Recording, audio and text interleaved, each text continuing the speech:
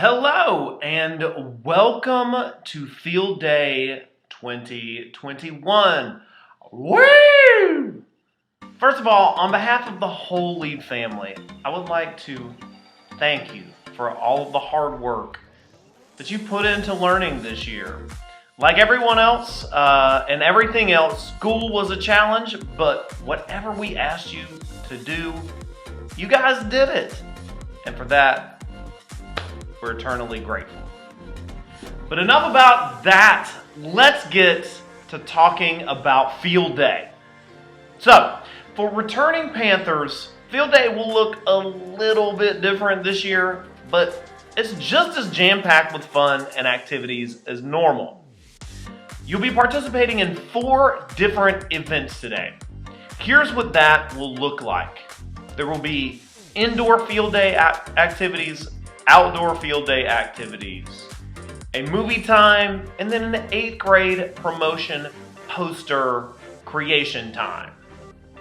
For about 80 minutes each period, a little under an hour and a half, you will be with your homeroom participating in one of the above events by grade level and cohort.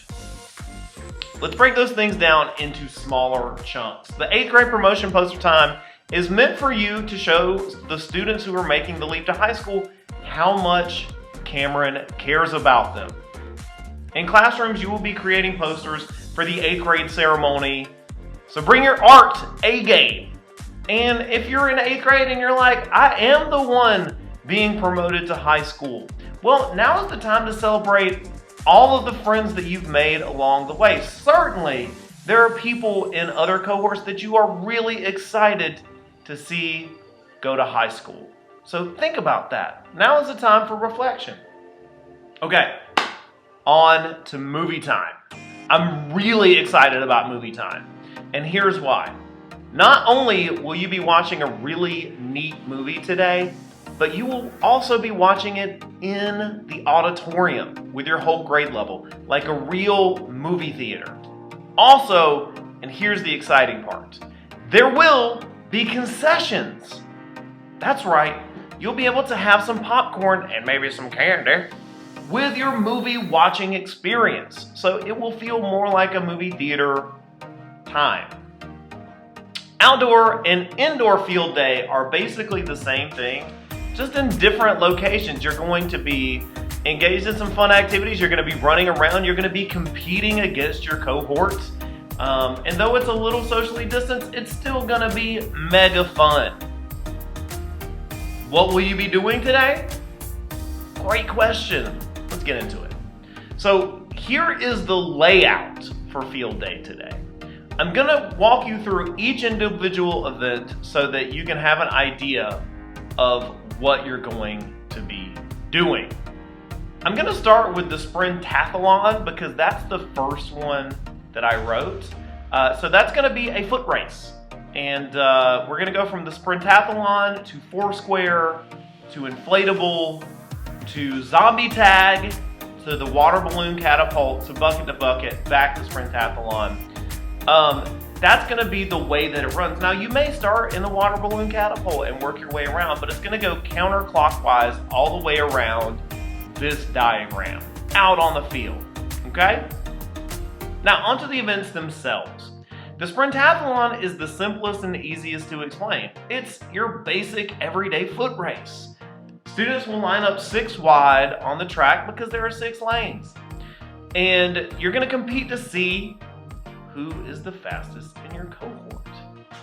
Now, you may win your race and then the other races run, and then you can have like a championship round to see who the master runner in your cohort is. That's really exciting because that's one of the things that people have been excited about doing with the very limited recess time we've had this year. So this will make it official. Foursquare is one of my favorite games from my childhood. So it's from way back in the day. I'm going to show you a more official video about the rules of Foursquare to make sure you remember the rules, or if you've never played, how to play it in the first place. It's kind of like a simple, less dangerous version of dodgeball. So here goes with the YouTube explanation of the official rules of Foursquare. Hey guys, I'm Jack from Active Cambridge, and this is how you play Foursquare.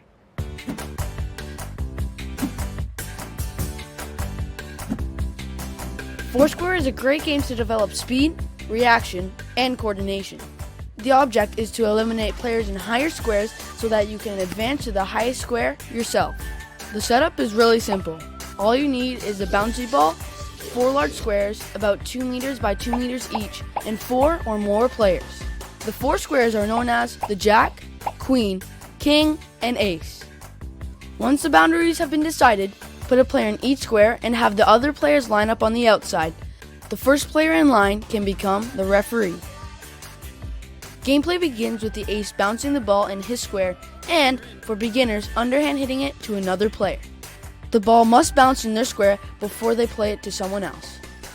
Play continues until someone misses the ball, hits the ball other than underhand, catches it, allows the ball to bounce more than once in their square, hits an inside line, or misses the square. Then they are out. The person who is out goes to the end of the line and players shift counterclockwise to fill in the empty square, making room for the new Jack. Play then resumes with the new shuffle. Foursquare is a great game for all ages and sure to be hit with your group. Give it a try. Stay active. The inflatable is the inflatable, and you'll have a great time there, but I don't think it necessarily needs any explanation. You'll be on the inflatable.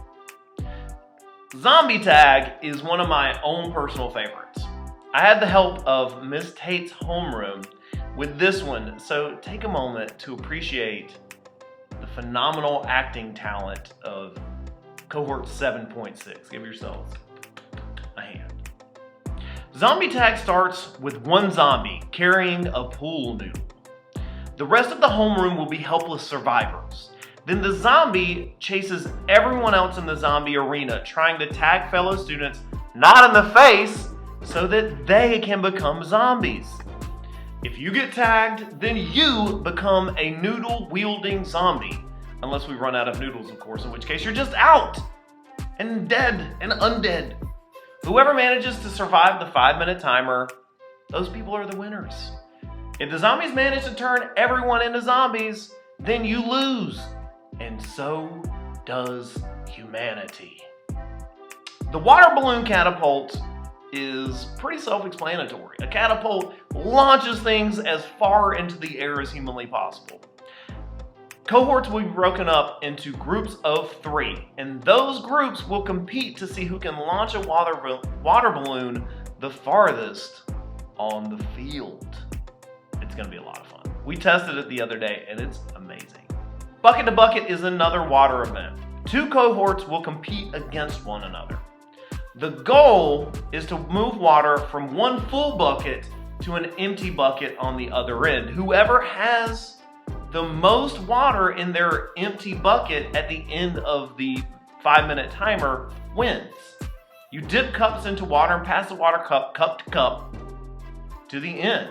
This is about collaboration, folks, and if you can collaborate with your homeroom, you're gonna win.